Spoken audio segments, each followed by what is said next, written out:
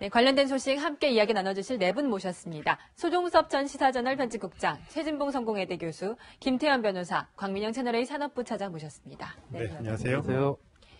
네, 오늘은 국정농단 사건 이야기 먼저 해보겠습니다. 먼저 오늘 오후에 박근혜 전 대통령이 출석할 예정인데요. 어제 출석했던 모습이 굉장히 화제가 되고 있습니다. 네, 구속 144일 정도 됐는데 지금까지 흐트러지지 않은 모습을 보였는데 광민영 차장. 어제는 굉장히 머리가 헝클어진 채로 출석을 해서 저희가 굉장히 놀랐어요. 네, 저 사진 때문에 보고 정말 달라졌다라고 느껴졌던 분들 많을 것 같은데요. 그래서 올림머리 재임 중에도 굉장히 고수를 했었고 네. 그 이후에 심지어 구속된 상태에서도 머리를 항상 이렇게 나름대로는 단정하게 하고 나왔던 모습을 보였었는데 어제 공개된 모습은 참으로 충격적이었습니다. 굉장히 네. 헝클어진 모습 보여지고 있고요. 예. 그래서 오늘 오후에 출석할 때도 머리가 어떨지 주목되는 상황인데 이게 저게 전략일지 이거 네. 보여주기인지 아니면 정말로 지금 주 사회재판도 계속 재판이 진행되는 상황이어서 힘들어서 그런 건지는 모르겠지만 판단하기는 지금 힘듭니다. 네. 내가 좀 봐야 될 것 같은 모습입니다. 3월 31일 날 이제 구속 수감이 됐으니까 제가 날수를 한번 계산해 봤더니 오늘로 이제 144일째입니다. 지치기도 하겠죠. 근데 그래도 박근혜 전 대통령이 옛날처럼 뭐 단정한 모습을 하기는 어렵다고 하더라도 그동안 나왔을 때는 그래도 최대한 바깥에 비춰지는 모습 때문에 그런지는 모르겠습니다만 뭔가 좀 지키려는 게 보였는데 어제는 좀 달랐습니다. 물론 어디가 지금 몸이 불편한지 또 아니면 심경에 변화가 있는지는 아직 알려지지 않고 있습니다만 좀 다른 모습이라서 조금 놀랐어요. 놀랐죠. 근데 저는 전략이라고 보진 않아요. 만약에 이제 박근혜 전 대통령이 정말 전략으로 예를 들어 동정심을 유발한다든지 적을 해서 뭐 본인의 어떤 지지자를 결집시키다든지 이런 전략을 가지고 있었으면요. 머리 아예 풀어 헤칩니다. 그렇지 않겠습니까? 그러려면 그냥 쫙 풀어 헤치고 하나를 질끈 묶든지 아마 풀어 헤치면 굉장히 길 거예요. 확 풀어져서 정말 충격적인 모습, 하다못해 정말 신문 일면에 날 정도의 그런 모습으로 나타나지 저렇게는 안 나타날 것이거든요. 그러니까 어제 이제 저렇게 오늘 저렇게 나타난 건요. 아침에 그냥 좀 시간이 부족해서 손질을 하다가 아마 미처 못하고 그냥 호송차를 타고 재판부에 법정에 출석을 했다. 저는 그냥 이렇게 보는 것이 보통 박근혜 전 대통령의 재판이 오전부터 오후까지 굉장히 길잖아요. 월화목금 진행되고. 근데 어제는 오후에 열렸어요. 오후에. 그러니까 시간도 좀 짧고요. 그럼 오전에 준비할 시간도 분명히 있었을 것 같은데 저렇게 나왔고 오늘 오후에도 이제 어떤 모습 나올지는 좀 지켜봐야겠습니다만 그래서 혹시 신경의 변화가 있는 것이 아닌가라는 이제 추측을 뭐 한번 해보는 그런 거죠. 얘기를 많이 하는데 박 전 대통령의 머리 하는 시간이 굉장히 오래 걸린다면서요. 그러니까 사실 저기 이제 청와대가 아니기 때문에 저 머리 더 마저 해야 되니까 조금 늦게 출발했고 이게 안 되잖아요. 안 되죠. 그러니까 본인이 기상 시간을 하다못해 한 20, 30분만 좀 피곤해서 늦게 일어나도 머리를 만질 시간이 급격히 절대 시간 줄어드는 것이거든요. 그렇기 때문에 아마 저는 저런 머리를 하지 않았을까. 본인의 입장에서 의도하지 않게 불가피하게. 왜냐하면 정말 뭔가를 노렸다면 더 아주 세게 나왔을 거라는 거죠. 저 같으면 아마 그렇게 했을 겁니다. 그래서 저는 전략보다는 그냥 우연일치가 아닌가 뭐 이렇게 보고 있습니다. 네, 어떻게 보면은 이제까지 흐트러진 모습을 안 보였던 게 더 신기하기도 해요. 왜냐하면 저희가 굉장히 놀랐던 게 지금 이 구치소에서 스스로 하고 있는 머리가 대통령 시절에 했던 머리랑 굉장히 비슷하잖아요. 그렇죠. 네. 그러니까 지금까지는 아마 그래도 본인이 갖고 있었던 어떤 그 모습, 그걸 국민들이 인식하고 있는 부분이 있지 않겠습니까? 네. 그 부분을 바꾸지 않으려는 노력을 했던 것 같은데 시간이 지나고 저기 한두 번 지금 보여지는 게 아니잖아요. 계속 앞으로도 재판 끝날 때까지 박근혜 전 대통령 들어오고 나가는 모습을 계속 찍을 텐데 네. 더 이상 이제 힘든 부분도 있을 것 같아요. 제가 볼 때는 귀찮은 부분도 있을 것 같고 그 적당히 예전의 모습을 계속 유지하는 것이 본인 입장에서는 구치소 생활하면서 여러 가지 이제 피곤한 부분도 있을 거고 그런 네. 부분이 영향을 미쳤을 가능성이 있고 저도 전반적으로 저게 뭐 특별히 무슨 메시지를 던지려고 하는 의도는 없는 것 같고요. 본인이 구치소 생활에 적응하고 또 재판이 지속되다 보니까 더 이상 예전처럼 그렇게 공을 들여서 머리를 만지기에는 여러 가지 뭐 정신적으로도 그렇고 시간적으로도 그렇고 그런 이제 피곤함들이 표현된 하나의 방법이 아닌가 하는 생각이 듭니다. 자, 박근혜 전 대통령의 흐트러진 모습에 실망했거나 아니면 안쓰러웠을까요? 아니면 이렇게까지 힘들게 만든 재판부가 미워서 그랬을까요? 박근혜 전 대통령의 지지자들의 이 법정 혼란이, 그러니까 법정에서 좀 말썽을 부리는 일들이 잦아지고 있습니다. 어제는 좀 더 세게 이번에 판사를 향해서 또 막말을 했다고요. 그러니까 이번에는 이건 사기 탄핵이고 기획 탄핵이다. 네. 뭐 이렇게 강하게 주장을 하면서 오판을 하면 사법부는 살처분을 당한다. 네. 뭐 이런 얘기까지 이제 재판부를 향해서 방청객이 외쳐가지고 재판부가 이제 나중에 재판 끝나고 나서 감치 관련 재판을 또 했는데 거기서도 여전히 이제 다시 이제 재판을 또 열어서. 그렇죠. 거기에 대해서 재판을 간단하게 하는 건데 거기 그 자신이 한 얘기에 대해서 반성을 하지 않고 오히려 예. 비슷한 주장을 계속 하니까 네. 이것은 선처하기가 힘들다 해서 이제 감치 10일. 지난번에 이제 감치 5일 처분이 한 번 있었지 않습니까? 그렇죠. 그 전에 벌금 50만 원인가 예. 있었고 그렇기 때문에 지금까지 내려진 이 박근혜 전 대통령이 재판 관련된 재판부의 처분 중에는 제일 센 처분이죠. 감치 10일. 예. 감치 이제 20일까지는 할 수 있으니까 네. 이번에 이렇게 했는데도 앞으로 또 다른 방청객이 뭐 이렇게 또 고함을 지른다든지 이러면은 최장 감치 20일까지도 나올 수 있지 않냐 뭐 하는 그런 추측을 할 수 있는데 결국 이런 부분은 이제 재판부가 앞으로 재판이 후반부로 이제 계속 가니까 계속해서 이 박 전 대통령 지지자들이 이와 비슷한 행동을 할 가능성이 있으니까 좀 더 강하게 좀 하나하나 행동에 대해서 제지를 좀 하는 것 같습니다. 네, 지난번에는 이 검찰을 총살하겠다 이런 발언을 했는가 하면 이번에는 판사를 살처분하겠다 참 이 말 수위도 굉장히 높아진 것 같은데 어제 이 감치 처분을 받은 분 같은 경우는 반성의 기미가 전혀 없었다고요. 네. 재판부가 네. 이 사실에 대해서 물어본 게 있어요. 그러니까 오늘 소란을 피운 사실이 있습니까? 하더니 변명의 기회를 주겠다고도 했는데 잘못한 게 없다라는 입장을 밝혔습니다. 예. 더 하고 싶은 말이 있냐고 물었는데 아니 없다. 언론에 공유를 해달라. 그러니까 오히려 이 소란 피운 사실을 알리려는 목적이 더 컸던 네. 것이지. 예, 저는 그렇게 보여져요. 더 하고 싶은 말이 있냐, 뭐 변명의 기회를 주겠다고 물었음에도 불구하고 잘못한 게 전혀 없다. 오히려 이 사실을 언론에 알려달라고 했던 것은 그 소란을 피운 것 자체를 뭔가 내보이고 싶었던 욕구가 더 크지 않았나. 그러니까 네. 본인 잡혀가고 뭐 감치를 살고 이런 것들이 저분한테는 그냥 큰 의미가 없었던 것 같습니다. 예. 저런 법정 소동을 본 박근혜 전 대통령의 반응은 어땠을까요? 아직도 나를 좋아하는 지지자들이 있다. 마음 편해했을까요? 아니면 나 때문에 이런 일이 벌어져서 좀 안타까워했을까요? 그 부분까지는 저희가 전해 듣지 못하고 있습니다만, 박근혜 전 대통령의 재판이 길어지면 길어질수록 이런 그 문제가 좀 많이 발생할 것 같아서 걱정이 좀 됩니다. 박 전 대통령에게 위안이 되는 인물 또 있습니다. 과거에 새누리당, 그러니까 자유한국당의 전신이 새누리당의 이름을 갖고 나와서 새누리당을 창당했던 조원진 의원이 있고요. 홍준표 자유한국당 대표와 설전을 벌이고 있습니다. 어떤 내용인지 영상으로 보시겠습니다. 박근혜 전 대통령 출당 문제는 앞으로 우리 당에서 본격적으로 논의가 될 겁니다. 정치인이라면 자기가 잘못한 데 대한 책임을 질 수밖에 없습니다. 홍준표 씨는 배신과 자기 부정, 토사구팽의 파괴적 정치 행보로 수백만 애국 국민을 부정하고 자기 스스로 나는 신뢰할 수 없는 정치인이라는 것을 다시 한번 확인시켰다. 예.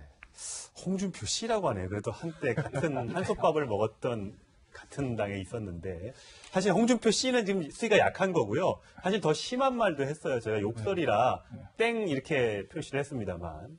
그러니까 뭐 조은진 의원이야 뭐 박근혜 전 대통령과 이제 코드를 좀 같이 하는 입장이니까 아마 이제 홍준표 그 자유한국당 대표의 어떤 박근혜 전 대통령 출당 문제에 대해서 저렇게 뭐 강력하게 반발하는 것 같은데 아까 뭐 본인의 당이라면 모르겠고 남의 당이잖아요 이제. 그러니까 본인이 만약에 자유한국당에 있었으면 야 그게 말이 돼 나는 우리 당의 정책이 그렇게 가는 거 반대하라 할 수는 있는데 뭐 남의 당 일인데 뭘 그거를 뭐 감나라 되출하나 하시나요? 본인 일이 더 급하실 텐데. 네. 그렇기 때문에 저는 뭐 조은진 의원의 저 비판은 뭐 적절하지 않은 것 같고 근데 네. 다만 이 부분이 있어요. 그러니까 조은진 의원이 했던 얘기 중에서 이런 취지는 있거든요. 홍준표 대표가 왔다 갔다 한다는 네. 그런 부분이. 그건 홍준표 대표가 좀 지금 귀담아 들어야 돼요. 왜냐면 정치라는 게 그렇습니다. 입장이 명확해야 됩니다. 입장이 명확해야 되고 내가 입장을 바꿀 때는 왜 바꾸는지에 대한 명백한 설명이 있어야 되는데 홍준표 후보의 대표의 박근혜 전 네. 대통령에 대한 생각은 하도 많이 바뀌어가지고 저도 종잡을 수가 없습니다. 네. 현재 버전은 출당인 게 맞는데 그 전 버전은 뭔지 사실 기억이 안 나지 네. 않습니까? 입장을 많이 바꿨거든요. 그 부분에 대해서는 홍준표 대표가 명확하게 할 필요는 있어요. 네, 이 김태현 변호사 말대로 이 홍준표 대표는 지난 대선 때는 출당에 대해 현재와 다른 의견을 밝혔습니다. 당시 어떻게 얘기했는지 함께 들어보시겠습니다. 박근혜 전 대통령은 파면되고 구속됐어요. 어떻게 보면 이중처벌을 받았습니다. 회복할 수 없는 그런 지경에 이르렀는데 또다시 출당을 요구하는 것은 저는 사람의 도리가 아니라고 봅니다.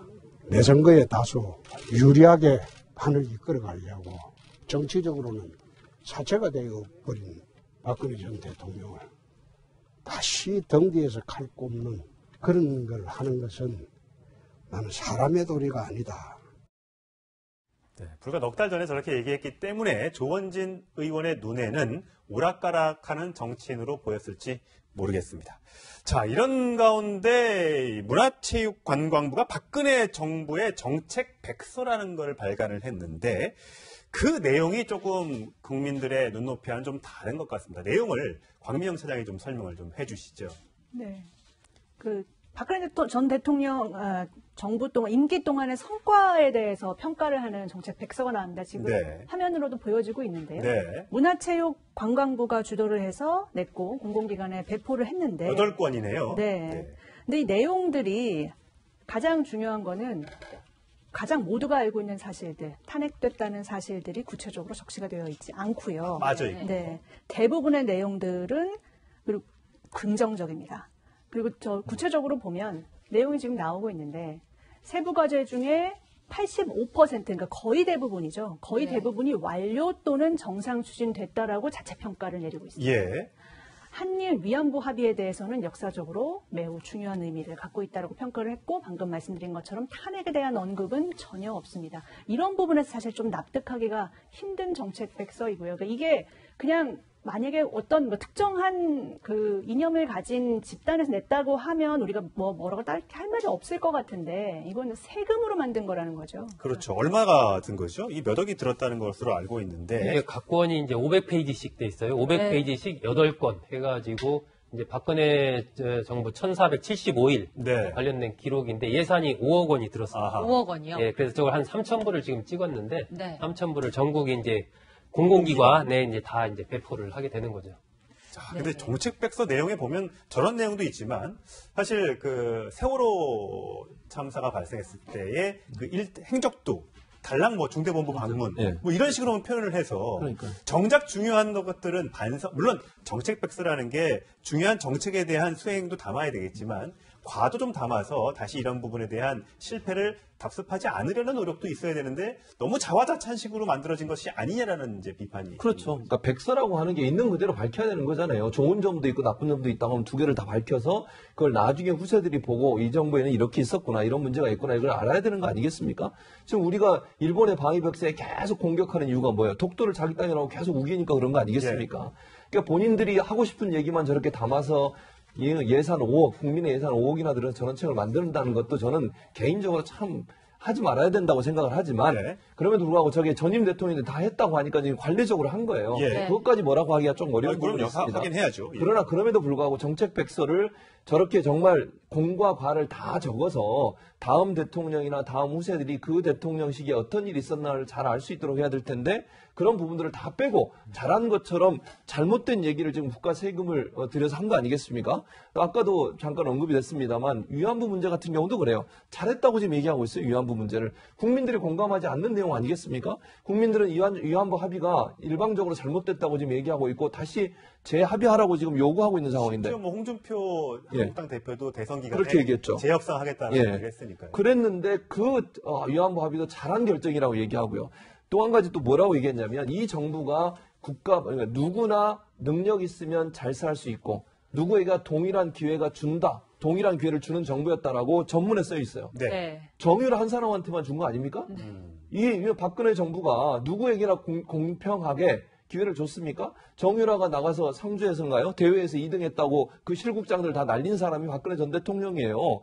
그런 정부가 어떻게 모든 국민한테 동일하고 평등한 기회를 줬다고 얘기할 수 있겠습니까? 예. 네. 정말 부끄러운 얘기죠. 네. 그런 얘기를 세금 5억이나 들여서 만들었다고 하는 것이 참 한탄스럽고 국민들도 참 받아들이기 힘든 부분이라는 생각이 듭니다. 네, 더불어민주당에서는 오늘 아침 낯뜨거운 자화자찬이다 이런 비판의 목소리를 냈는데요. 네, 우원식 원내대표 얘기 들어보시겠습니다.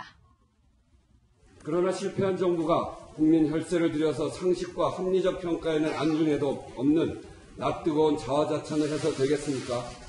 특히 위안부 할머니들 가슴에 대못 박은 치욕적인 한일 위안부 합의에 대해서 역사적으로 매우 중요한 의미라고 긍정적으로 작평했고 세월호 참사에 단 한 줄의 참여도 없이 재현장 대처와 지휘 체계를 확립했다는 식으로 뻔뻔한 평가를 하고 있는 것은 국민의 속을 다시 후벼파는 짓입니다.